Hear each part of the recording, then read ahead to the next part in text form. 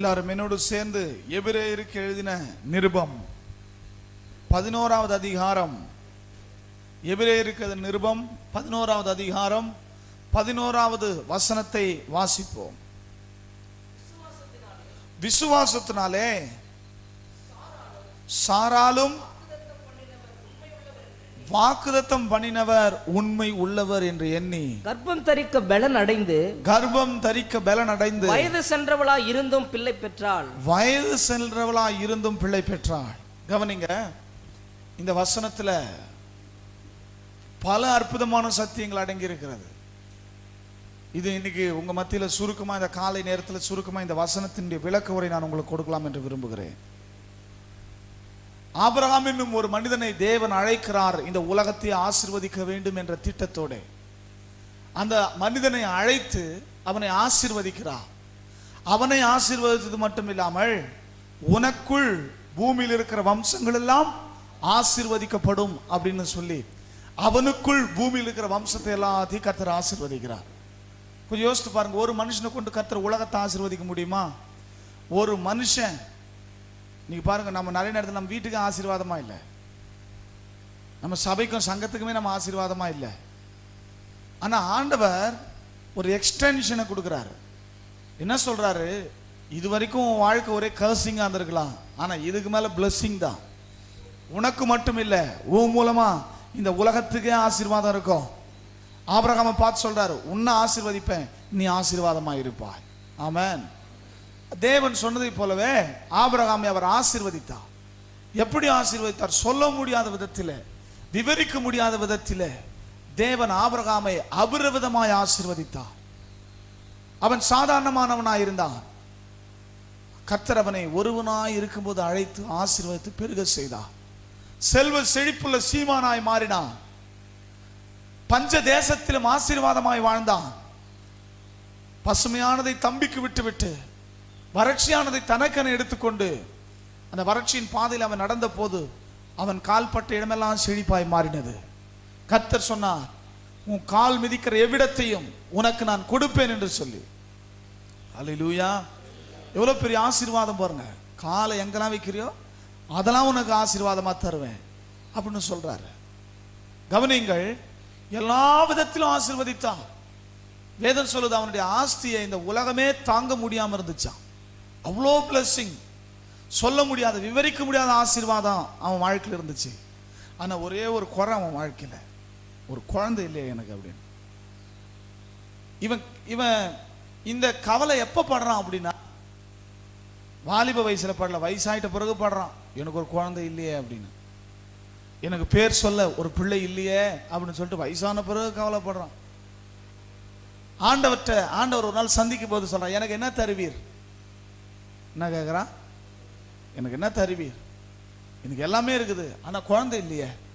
எனக்கோ வயசாகி போச்சு, என் சரீரமும் செத்து போச்சு, என் மனைவியுடைய கர்ப்பமும் செத்து போச்சு, ஸ்திரீகளுக்குரிய வழிபாடும் அவளுக்கு நின்று போச்சு. அப்போ எனக்கு என்ன செய்வீர்? ஆண்டவரே எனக்கு என்ன செய்வீர்? அவன் ஆண்டவர்கிட்ட கேள்வி கேட்குறான்.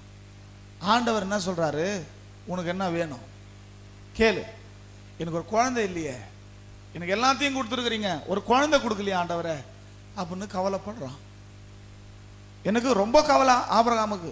பார்க்குறான், இப்போதான் அவனுக்கு ஞானோதயம் உதிச்சிருக்குது பாருங்க. இவ்வளோ நாள் பணத்தை சம்பாதிக்கணும், செல்வ செழிப்பாகணும், சீமானாகணுன்ற ஆசையிலே இருந்தவனுக்கு இப்போதான் ஒரு புத்தி எட்டிருக்குது. என்னன்னா, எப்பா இந்த உலகத்தில் எவ்வளோ கோடி கோடியா நீ சம்பாரிச்சாலும் உன் வம்ச விருத்தி அடையணும், உன் பேர் சொல்ல ஒரு பிள்ளை இருக்கணும், அப்படின்னா உன் வாழ்க்கை வேஸ்டடா அப்படின்ற புத்தி அவனுக்கு அப்போ தான் எட்டி இருக்குது. எட்டி ரொம்ப நாள் கழிச்சு கவலைப்படுறான், எனக்கு ஒரு குழந்தை இல்லையா ஆண்டவரே அப்படின்னு. கவனிங்கள், என்ன நினைச்சு கவலைப்படுறான்? குழந்தை இல்லைன்னு மட்டும் கிடையாது, இதுக்கு மேல உருவாக வாய்ப்பு இல்லையேன்னு அவன் கவலைப்படுறான். இதுக்கு மேல ஏன் வாய்ப்பு இல்லைன்னா, வயசாகி போச்சு. அவனுக்கு 75, அந்த அம்மாவுக்கும் வயசாகி போச்சு. இதுக்கு மேல குழந்தை பிறக்கும் வாய்ப்பு இல்லையேன்னு கவலைப்படுறான். குழந்தை இல்லையே, வாய்ப்பு இல்லையே அப்படின்னு கவலைப்படுறான். கர்த்தர் சொல்றாரு, ஏன் கவலைப்படுற? வயசு தானே ஆயிடுச்சு. வயசு ஆனவனுக்கா இருந்தாலும், வயசுக்கு வந்தவனா இருந்தாலும், யாரா இருந்தாலும் என்னால் குழந்தை கொடுக்க முடியும், என்னால் அற்புதம் செய்ய முடியும், என்னால் ஒரு ஆச்சரியமான காரியத்தை செய்ய முடியும். நீ கவலைப்படாத. குழந்தை தானே வேணும், ஒரு குழந்தையா வேணும், உலகத்துக்கே உன்னை அப்பாவாகிறனார். ஆமென். ஆண்டவர் அவனுடைய மனதின் எல்லையை விசாலமாக்குறாரு. நம்ம கூட நிறைய நேரத்தில் சின்ன சின்ன விஷயத்துக்காக என்ன பண்றோம், கர்த்தரை நோக்கி பார்க்குறோம். கர்த்தர் சொல்றாரு, சின்ன விஷயத்துக்காக மட்டும் இல்லை, பெரிய விஷயத்துக்காக கூட நீ என்ன பண்ணு, என்ன நோக்கி பார். சின்ன விஷயத்துக்காக மட்டுமில்லை, பெரிய காரியங்களுக்காக கூட நாம் கர்த்தரை நோக்கி பார்க்கலாம். கவனியுங்கள், ஜாதிகளுக்கு உன்னை தகப்பனாக்குவேன்னு சொன்னார். வயசான கிழவன ஜாதிகளுக்கு உன்னை தகப்பனாக்குவேன். அவனுக்கே ஒரு சிரிப்பு வந்துச்சு. என்ன ஆண்டவரே, என்ன கேலி கிளி பண்றியா, என்ன பரியாசம் பண்றியா, நான் வயசானவன், எனக்கு வயசும் போச்சு பலனும் போச்சு, ஒரு குழந்தையில எனக்கு கஷ்டப்பட்டா உன்னை ஜாதிகளாக நான் அப்பா ஆகிறேன்னு என்ன ஆண்டவரே என்னை வந்து கேலி பண்றியா அப்படின்னு அவன் சிரிக்கிறான். கேட்டவனும் சிரிக்கிறான். அவன் மனைவி கிட்ட போய் சொல்றான், இந்த மாதிரி ஆண்டவர் சொன்னார் அப்படின்னு. அந்த அம்மாவும் சிரிக்குது. ஏங்க ஆண்டவர் சும்மா அவனை கிண்டல் அடிச்சுக்கிறாருங்க, ஆண்டவர் சும்மா அவனை கேலி பண்ணிக்கிறாரு. இந்த வயசுல போய் அவராண்ட போய் எனக்கு குழந்தை கொடுன்னு கேட்டா, அது நீ எப்பயே கேட்டிருக்கணும். இப்போ வந்துட்டு எனக்கு குழந்தை இல்லையேன்னா அப்போ நீ ஆண்டவர் சும்மா கிண்டல் அடிச்சுக்கிறாருங்க அப்படின்னு இந்த அம்மா சொல்ல, இல்லடி உண்மையாவே கர்த்தர் சொன்னாரு உனக்கு ஒரு குழந்தை உண்டாகும்னு சொல்லிக்கிறாரு, உண்மையாவே உனக்கு ஒரு குழந்தை கிடைக்குன்னு சொல்லிக்கிறாரு. அப்படியா, கர்த்தர் அப்படி சொன்னாரா? ரெண்டு பேரும் சேர்ந்து இப்ப விசுவாசிக்க ஆரம்பிச்சிட்டாங்க. ஆமென். கணவனும் மனைவியுமா சேர்ந்து விசுவாசிக்க ஆரம்பிச்சிட்டாங்க. ஆண்டவர் 75 வயசுல சொல்றாரு, 25 வருஷம் கழிச்சு தான் ஈசாக்குன்ற ஒரு பையன் பிறக்கிறான். 100 வயசுல பிறக்கிறான். எனக்குள்ள ஒரு கேள்வி, ஆண்டவரே ஆபிரகாம் குழந்தை கேட்டு 25 வருஷம் ஏன் நீங்க காத்திருந்தீங்க? எப்படியும் கொடுக்க போறதுதான், அதை நீங்க வந்து 76ஆம் வயசுலயே கொடுத்துட்டு இருக்கலாமே, இல்ல ஒரு வருஷம் தள்ளி போனா கூட பரவாயில்ல, 77 கொடுத்துருக்கலாமே.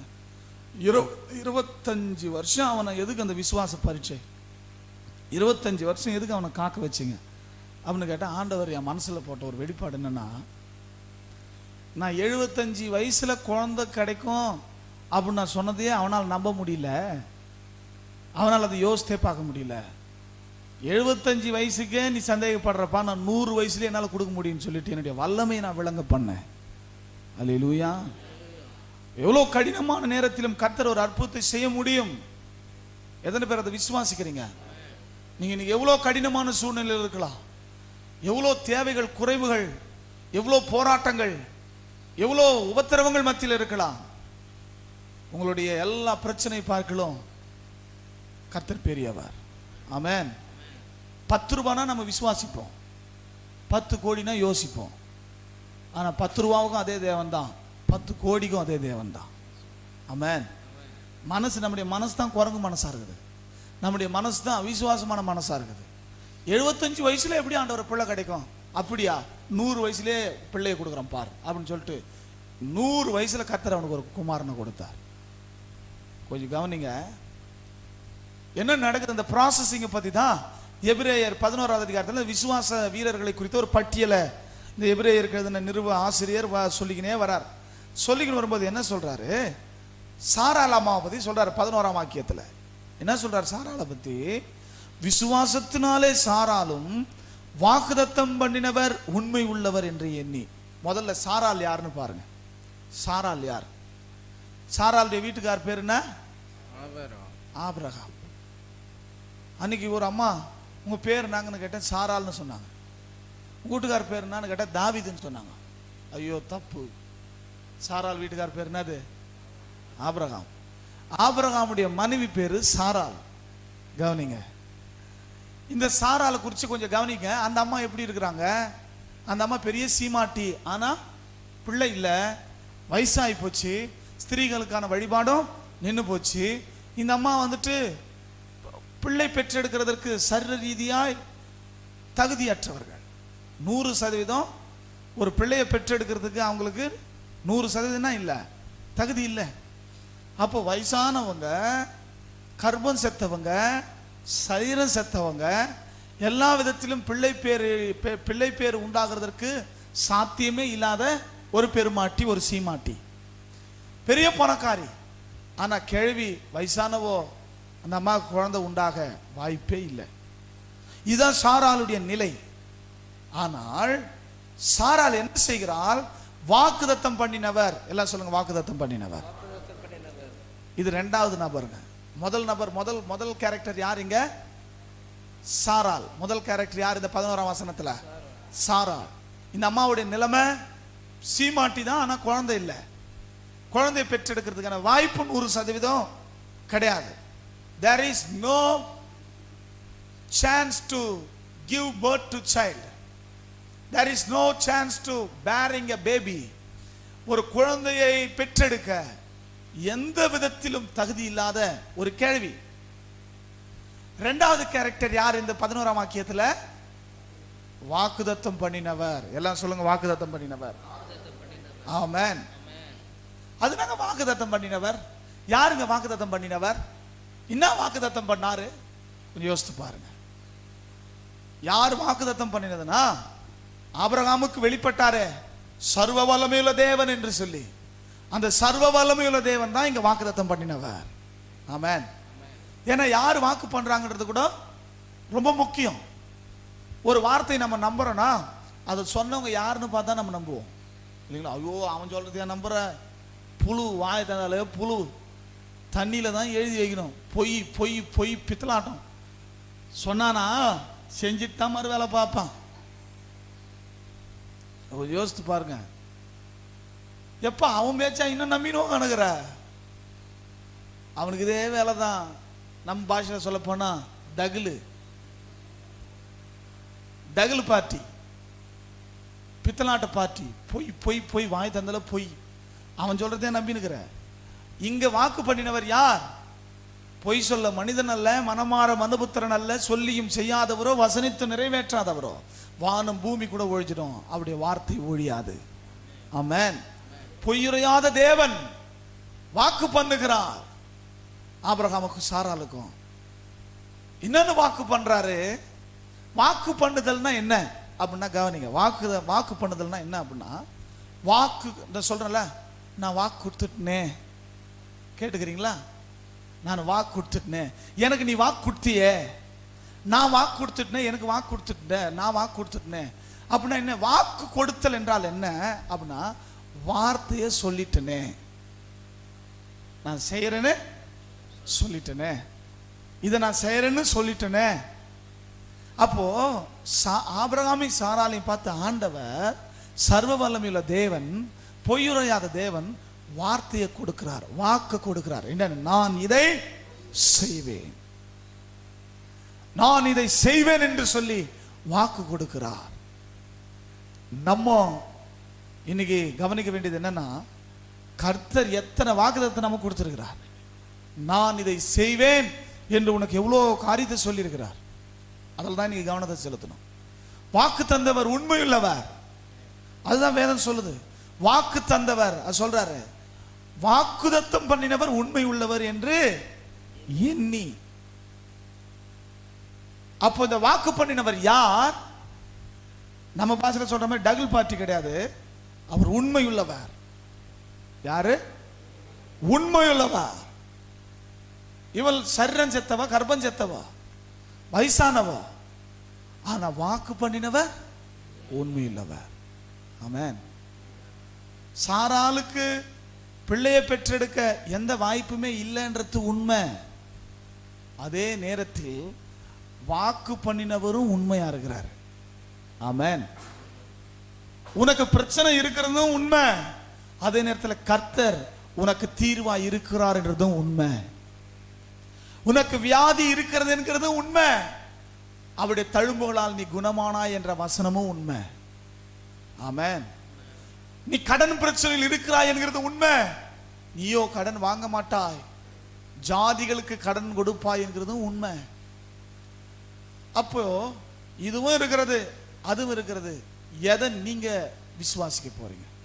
வேதம் சொல்லுது, அவர் உண்மை உள்ளவர் என்று எண்ணி. எல்லாம் சொல்லுங்க, எண்ணி. என்ன என்றோம்? பிரச்சனையும் இருக்குது, ஆண்டவரும் இருக்கிறார். குறைவும் இருக்குது, கர்த்தரும் இருக்கிறார். கடனும் இருக்குது, கர்த்தரும் இருக்கிறார். வியாதியும் இருக்குது, கர்த்தரும் இருக்கிறார். போராட்டமும் இருக்குது, ஆண்டவரும் இருக்கிறார். வாழ்க்கையில் இருக்கு இல்லைன்னு சொல்ல முடியுமா? எவ்வளோ கஷ்டமும் இருக்குது, கர்த்தரும் இருக்கிறார். ஆனா எங்க விசுவாசம் பிறக்குது தெரியுமா? எங்க விசுவாசம் உதயமாகுது தெரியுமா? பிரச்சனையே இல்லைன்ற இடத்துல இருந்து விசுவாசம் உண்டாகல. பிரச்சனை இருக்குதுதான், ஆனா அதன் மத்தியிலையும் கர்த்தர் இருக்கிறார், அவருடைய வார்த்தை இருக்கிறதுன்னு நான் எண்ணிக்கொண்டிருக்கிறேன். ஆமென். அந்த எண்ணுதல் என்கிறது ரொம்ப முக்கியம். ஏன் என்று கேட்டால், ஒரு மனிதனுடைய எண்ணங்கள் எப்படியோ அப்படிதான் அவன் இருக்க போகிறான். ஒரு மனிதனுடைய இருதயத்தின் எண்ணம் எப்படியோ அப்படிதான் அந்த மனிதனுடைய வாழ்க்கை இருக்க போகிறது. நம்ம என்ன எண்ணுகிறோம், நம்முடைய என்ன ஓட்டத்தில் என்ன ஓடிக்கொண்டிருக்கிறது. கவனிங்க, நம்ம என்ன என்றோம்ன்றது ரொம்ப முக்கியம். அல்லேலூயா. யோசித்து பாருங்க. இப்போ நீங்க இங்க உட்காந்துருக்கிறீங்க, கீழே உங்க வண்டியை நிறுத்திட்டு வந்துக்கிறீங்க, எவனோ உங்க வண்டியை சைட் லாக் வச்சு எடுத்துன்னு போற மாதிரி நினைச்சுட்டு உட்காந்துக்கிறீங்க. ஆனா வண்டி அங்கேயே தான் இருக்குது, யாரும் அதை தொடல, வண்டி அங்கேயே தான் இருக்குது. ஆனா நீங்க யாருன்னா எடுத்துன்னு போயிட்டு போறாங்க, ஐயோ எடுத்துன்னு போயிட்டு போறாங்க, எவனா வச்சு எடுத்துன்னு போயிட்டு போறான் அப்படின்னு சொல்லிட்டு நீங்க நினைச்சுனே உட்காந்துட்டு வச்சுங்களேன். வண்டி அங்க இருந்தா கூட இங்க உங்களுக்குள்ள ஒரு படபடப்போ, ஒரு கலக்கமோ, ஒரு குழப்பமோ, ஒரு கன்ஃபியூஷனோ இங்க உட்காரவே முடியாது. ஒண்ணுக்கு வர மாதிரி அப்படியே எழுந்து போய் எட்டி பார்த்துட்டு அப்பாடா வண்டி நிக்குது அப்படின்னு பார்த்துட்டு வந்து உக்காந்தாதான் நிம்மதியா இருக்கும். நம்ம என்ன எண்றோம், நம்ம என்ன நினைக்கிறோம், கொஞ்சம் யோசித்து பாருங்க. உன் பிரச்சனை நினைக்காத. பிரச்சனை நினைச்சீங்கன்னா உடஞ்சி விழுந்து ஒண்ணும் இல்லாம ஆயிடுவீங்க. அந்த பிரச்சனையின் மத்தியில பிரச்சனையை மாற்றுகிற கர்த்தரை நினைங்க. ஆமென். அந்த தேவையின் மத்தியில வாக்கு பண்ணினவருடைய வாக்கை நம்புங்க, அவருடைய வாக்கை எண்ணுங்கள், அவருடைய வார்த்தையை எண்ணுங்கள், அவர் சொன்ன சொல்லை பிடித்துக் கொள்ளுங்கள். ஆண்டவரே 100% நடக்க வாய்ப்பு இல்லை, ஆனா நடக்கும்னு நான் நம்புறதுக்கு ஒரே ஒரு காரணம், நீ சொன்ன வார்த்தை. ஆமென். 100% வாய்ப்பு இல்லை, ஆனாலும் நீர் மரித்தோரை உயிர்ப்பித்து இல்லாததை இருக்கிறதை போல அழைக்கிற சர்வ வல்லமையுள்ள தேவன் என்கிறதை நான் அறிந்திருக்கிறேன். இது ஆகும், இது நடக்கும் என்பது போல என்னால் யோசிக்கிறதற்கு சாத்தியமோ சந்தர்ப்பமோ வாய்ப்போ இல்லை. ஆனால் ஒன்று, நீர் சொன்ன வார்த்தை நான் எண்ணிக்கொண்டிருக்கிறேன். தேவன் பொய் சொல்ல மாட்டார், தேவன் பொய் சொல்ல மாட்டார், தேவன் பொய் சொல்ல மாட்டார் என்று நீர் சொன்ன வார்த்தை நான் நம்பி காத்திருக்கிறேன். ஆண்டவரே, இன்றைக்கு வந்திருக்கிற ஒவ்வொருவரையும் பார்த்து ஆண்டவர் பேசுறார். உங்க வாழ்க்கையில எத்தனை முறை வாக்குத்தத்தத்தை நான் கொடுத்திருக்கிறேன், எத்தனை முறை உன்னோடு பேசி இருக்கிறேன். ஆனா பிரச்சனை வரும்போது, சூழ்நிலை வரும்போது என் வார்த்தையை என்ன மாட்டேன்ற, பிரச்சனையே எண்ணின்னு இருக்கிற.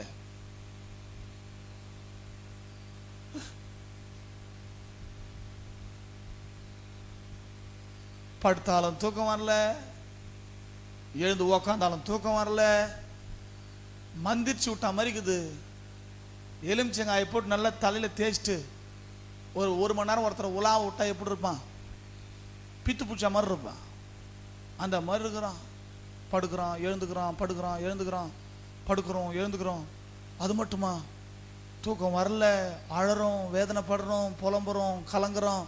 ஆண்டவர் சொல்றாரு, உனக்கு பிரச்சனை இல்லைன்னு நான் சொல்லலை, பிரச்சனை இருக்குது.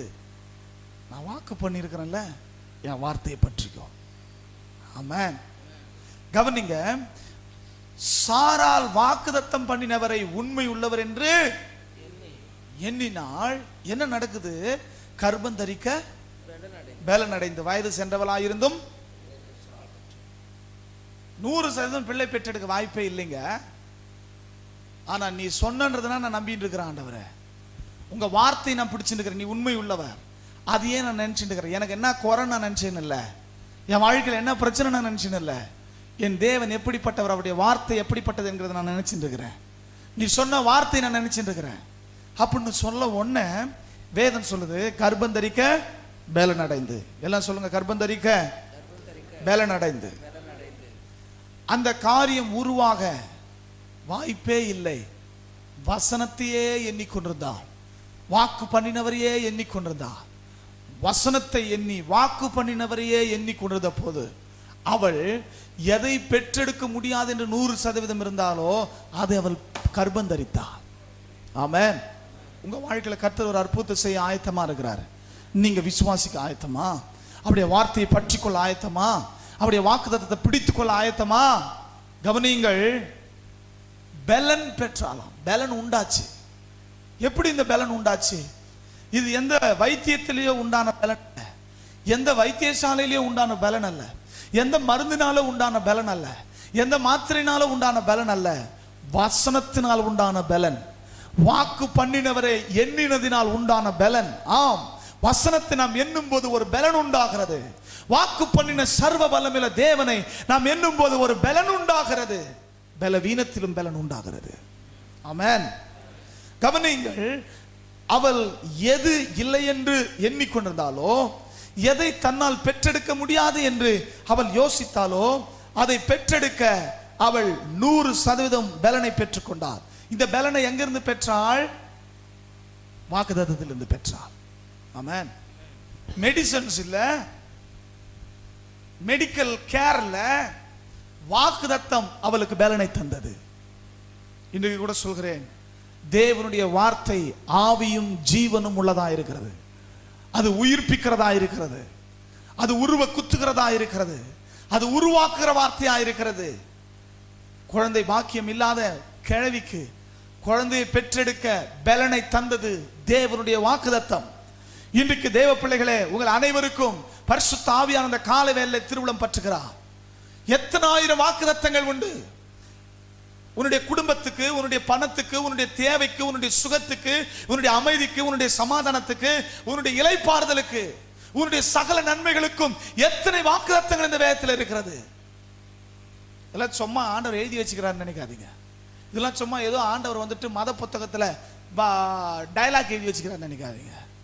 ஜீவனுள்ள வார்த்தை, உயிருள்ள வார்த்தை. இந்த வாக்குத்தத்தங்களை எடுத்து ஒவ்வொரு நாளும் இதை உள்ளத்தில் நிறுத்தி, குறைவின் மத்தியிலே என் தேவன் தம்முடைய மகிமையின் ஐஸ்வரியத்தின்படி கிறிஸ்து இயேசுக்குள்ளே என் குறைவுகளை நிறைவாக்குவார் என்று இந்த வாக்குத்தத்தத்தை சொல்லு. அறிக்கை செய். இதையே அறிக்கை செய். இதையே அறிக்கை செய்யுங்கள். இதையே அறிக்கை செய்யுங்கள். ஒவ்வொரு நாளும் இதையே அறிக்கை செய்யுங்கள். கர்த்தரின் தேவையை சந்திப்பார் அறிக்கை செய்யுங்க. கர்த்தர் என்னை குணமாக்குவார் அறிக்கை செய்யுங்க. கர்த்தரின் பரிகாரின் அறிக்கை செய்யுங்க. கர்த்தர் என்னை குணமாக்குகிறவர் என்று அறிக்கை செய்யுங்க. அவர் யெகோவா ராஃபா என்று அறிக்கை செய்யுங்க. யெகோவா நிசி ஜெயத்தை கொடுக்கிறவன் அறிக்கை செய்யுங்க. கர்த்தர் என் எஜமானர் என்று அறிக்கை செய்யுங்க. வாக்குத்தத்தத்தை பிடிச்சுங்க. நீங்க வாக்குத்தத்தத்தை பிடிச்சுக்கும் போது உங்களுக்கு பலன் உண்டாகும். எது உங்க வாழ்க்கையில இல்லைன்னு நினைக்கிறீங்களோ அதை பெற்றெடுக்க தகுதியை பெறுவீங்க, கருத்தரிப்பீங்க, பெற்றெடுப்பீங்க. ஆமென். அப்போ உங்க வாழ்க்கையில என்ன நன்மை இன்றைக்கு இல்லைன்னு சொல்றீங்க? அதற்கு அந்த வாக்குத்தத்தங்களை எடுங்க. நம்ம என்ன நினைக்கிறோம்? யாருன்னா ஒரு ஊழியக்காரர் நம்ம தலைமையில கை வச்சு ஜெபம் பண்ணா நமக்கு எதனா நடக்குமான்னு நினைக்கிறோம். நிச்சயமா ஊழியக்காரங்க தலைமையில கை வச்சு ஜெபம் பண்ணா ஒரு அற்புதம் நன்மை இருக்கிறது, அதுல எந்த சந்தேகமே இல்லை. ஆனா அதையே நினைச்சுட்டு கூடாது. வாக்குத்தத்தத்தை பற்றிங்க. வாக்குத்தத்தத்தை எடுங்க. கர்த்தர் என்ன வாக்கு பண்றார், கர்த்தர் என்ன சொல்றார், எடுத்து ஒரு பேப்பர்ல எழுதுங்க. எழுதிட்டு நான் அப்படிதான் எப்படின்னா என்னுடைய சூழ்நிலைக்கு தகுந்த வாக்குத்தத்தங்களை வேதத்திலிருந்து எடுப்பேன். எடுத்து அது எழுதிக்கினே இருப்பேன். என் டைரியில் பார்த்தீங்கன்னா எனக்கு ஜெயத்தை தருவார், எனக்கு ஜெயத்தை தருவார், எனக்கு ஜெயத்தை தருவார், எனக்கு ஜெயத்தை 1000 முறை எழுதுவேன். 1000 முறை எழுதுவேன். நான் தாட்சி அடையேன், தாட்சி அடையேன், தாட்சி அடையேன், தாட்சி அடையேன். ஒரு நாள் எங்கள் அம்மா எடுத்து பார்த்து சிரிக்கிறாங்க. என்னடா அது எழுதுந்தியே இவ்வளோ தூரத்துக்கு எழுதி வச்சிரு இத்தனி பக்கத்துக்கு அப்படின்னு. அது எழுதிக்கினே இருப்பேன். அது அப்படியே டைஜிஸ் ஆகும். எனக்கு டைஜிஸ் ஆகும்போது அந்த திகைச்சி நிற்கிறப்போ என் மனசுக்குள்ள ஒரு பலனே உண்டாகும். ஆமென். அந்த வாக்குத்தத்தம் எனக்குள்ள ஒரு ஸ்ட்ரென்த்தை கொடுக்கும். எதையும் சாதிக்க ஒரு துணிச்சல் வந்துடும். உங்களுக்கு கூட சொல்றேன், உங்கள் சூழ்நிலைக்கு தகுந்த வார்த்தைகளை டிஎல் மூடி என்ற ஒரு பிரசங்கியார் இருந்தார். 18ஆம் நூற்றாண்டு காலத்திலே உலகத்தையே தலைகீழாய் மாற்றிய ஒரு அற்புதமான பிரசங்கியார். அவர் என்ன செய்வாராம், இந்த வாக்குத்தத்தங்களாம் எடுத்துக்குவாராம். வாக்குத்தத்தங்களாம் எடுத்து எழுதி வச்சுக்கினேன் அதையே பேசிக்கிட்டு இருப்பாராம். உங்க கூட வந்து யாராவது பக்கத்தில் உட்காந்தாங்கன்னு வச்சுங்களேன், இவருக்கு என்ன தேவையோ அதுக்கு வந்து வார்த்தையில் எடுத்து வச்சுட்டு இருப்பார். எடுத்து வச்சுன்னு யாராவது பக்கத்தில் வந்து உட்காந்தாங்கன்னா அவங்க தோல் மேலே கை போட்டு சொல்லுவார், சிங்க குட்டிகள் தாட்சி இருந்து பட்டினி கிடக்கும், கர்த்தரை தேடுறவங்களுக்கு ஒரு நன்மையும் குறைபடாது. சாப்பிட்டீங்களா? சிங்கக்குட்டிகள் தாட்சி இருந்து பட்டினியா இருக்கும். கர்த்தரை தேடுறவங்களுக்கு ஒரு நன்மையும் குறைபடாது. வீட்டில் நல்லா இருக்கிறாங்களா? சிங்கக்குட்டிகள் தாட்சி அடைந்து பட்டினியா இருக்கும். கர்த்தரை தேடுகிறவங்களுக்கு ஒரு நன்மையும் குறைவுபடாது. இது கேட்கறவங்களெல்லாம் சொல்லிக்கினே இருப்பாராம். நம்ம சாப்பிட்டியானா இல்லையன்னுவோம். வீட்டில எல்லாம் எப்படி இருக்கிறாங்கன்னா இருக்குது அப்படின்னுவோம். அவங்களுக்கு என்ன யோசித்து பாருங்க. இந்த வசனத்தை அப்படியே சொல்லிக்கினே இருப்பாராம். அவர் வாழ்க்கையில அந்த வசனம் நிறைவேற வரைக்கும் அந்த வசனத்தால பலன் அடைஞ்சிக்கினே இருப்பாராம். சூழ்நிலையினால தாக்கப்படக்கூடாது. கஷ்ட நஷ்டத்தினால உள்ளம் சோர்ந்து போகாத அளவுக்கு உள்ளத்தை பார்த்துக்க இந்த வசனத்தை கன்ஃபஸ் பண்ணிக்கினே இருப்பாராம். வாக்குத்தத்தம் பண்ணினவர் உண்மை உள்ளவர் என்று எண்ணிக்கொண்டே இருப்பாராம். உங்களுக்கு கூட சொல்றேன், அதனால தான் அவ்வளோ பெரிய பிரசங்கியாரா மாறினார். அவர் ஒரு செருப்பு தைக்கிறார். மூடி பிரசங்கியார், ஒரு செருப்பு தைக்கிறவர். செருப்பு தைக்கிற உலகத்தையே கலக்கிற ஒரு பிரசங்கியாரா மாறினார். சீக்ரெட் என்னன்னு கேட்டீங்கன்னா, அவர் கஷ்டத்தையே நினைக்க மாட்டாராம், வாக்குத்தத்தத்தை தானே நினைச்சிட்டு இருப்பாராம். அவருடைய அனுபவ சாட்சி புத்தகத்தில் எழுதப்பட்டிருக்கிறது. உங்களுக்கு கூட சொல்றேன், சாதிக்கணும்னு நினைக்கிறீங்களா? உங்க கஷ்டத்தை நினைக்காதீங்க, வாக்குத்தத்தத்தையே நினைங்க. வாக்குத்தத்தத்தை நினைக்கும் போது உங்களுக்கு ஒரு பலன் உண்டாகும். பலன் உண்டாகும் போது உங்களுக்கு என்ன இல்லையோ அது உண்டாயிடும். ஆமென். நம்ம அனைவரும் எழுந்து நின்று ஆண்டவரை நோக்கி பார்க்கலாம். விசுவாசத்தினாலே சாரால் வாக்குத்தத்தம் பண்ணினவர் உண்மை உள்ளவர் என்று எண்ணி கர்ப்பந்தரிக்க பலன் அடைந்து வயது சென்றவளாய் இருந்தும் பிள்ளை பெற்றார்.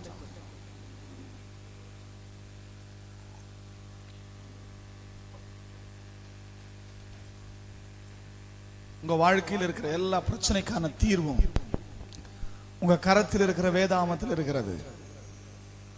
உங்க கையில் இருக்கிற வேதாகமம் போதும். இதிலே தேவன் கொடுத்திருக்கிற வாக்குத்தத்தங்கள் போதும். ஏதோ ஒரு வாக்குத்தத்தம் அல்ல, எல்லா வாக்குத்தத்தங்களும் இயேசு கிறிஸ்துவுக்குள் ஆம் என்றும் இருக்கிறது என்று வேதம் சொல்கிறது. எல்லா வாக்குத்தத்தங்களும் ஆம் என்றும் இருக்கிறதா? உனக்கு தான் சொந்தம். இயேசுவை நீ ஏற்றுக்கொண்டதனால், பிதாவின் பிள்ளையாய் மாறினதனால் வாக்குத்தத்தங்கள் அனைத்தும் உனக்கே சொந்தம். அந்த வாக்குத்தத்தத்தில் வல்லமை இருக்கிறது. அவர் உண்மை உள்ளவர். சரீரம் செத்து போச்சுதான், கர்ப்பம் செத்து போச்சுதான், ஆனா அவர் உண்மை உள்ளவர். பலனை பெற்றால் சாரால் பிள்ளையும் பெற்றெடுத்தா. இன்றைக்கு உங்க வாழ்க்கையில எந்த நன்மை இல்லை, அதற்கு உகந்த வாக்குத்தத்தங்களை பற்றி கொள்ளுங்க. வெளிச்சம் உண்டாக கடவுது என்று சொன்னால் வெளிச்சம் உண்டாயிற்று. ஒரே ஒரு வார்த்தை சொல்லும், என் வேலைக்காரன் சொஸ்தமாவான் என்று அந்த நூற்றுக்கு அதிபதி சொன்ன மாத்திரத்தில் வேலைக்காரன் சொஸ்தமானா. வார்த்தை பிடித்துக் கொள்ளுங்கள். வாழ்க்கையில விடுதலை, சுகம், சௌக்கியம், சமாதானம் வரும். கர்த்தர் சொன்ன வாக்குத்தத்தங்களை எடுத்து எழுதுங்கள். அந்த வாக்குத்தத்தங்களை எண்ணிக்கொண்டே இருங்கள், அதை பேசிக்கொண்டே இருங்கள், அதை அறிக்கை செய்து கொண்டே இருங்கள். வாக்குத்தத்தத்தை உங்கள் உள்ளத்தில் வையுங்கள், வாக்குத்தத்தத்தை உங்கள் நாவில் வையுங்கள். பலன் உண்டாகும், பெற்றுக் கொள்வீர்கள். ஆண்டவரே, உம்முடைய வாக்கை நம்பி ஒவ்வொரு நாளும் அடி எடுத்து வைக்கட்டும். பலனை பெறட்டும், வேண்டியதை பெறட்டும். இயேசுவின் நாமத்தில் ஆமென். ஆமென். நம் அனைவரும் கர்த்தர்